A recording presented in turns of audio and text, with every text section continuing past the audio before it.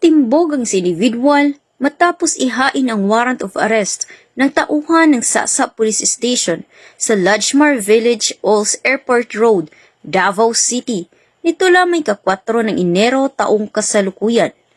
Kinilala ni Police Major Marcel Mangio Manzano, Acting Station Commander ng Sasa Police Station, ang suspect na si alias Son, 29 anyos at residente ng Kilometer 7, Purok Santa Lucia, Barangay Centro, R. Castillo, Davao City.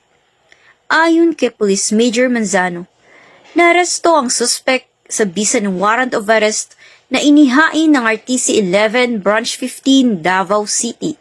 Katuwang ang mga tauhan ng Sasa Police Station, Criminal Investigation and Detection Group, Davao Sur Provincial Field Unit at First City Mobile Force Company sa kasong murder.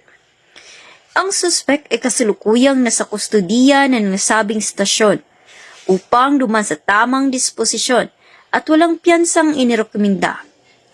Samantala, ang laban kontra kriminalidad ay patuloy na pinapaigting ng Police Regional Office 11 sa pamumuno ni Regional Director, Police Brigadier General Leon Victor Zamora Rosete, alinsunod sa kampanya ng Bagong Pilipinas na panatilihin ang kapayapaan at kaayusan tungo sa pagsulong ng bansa.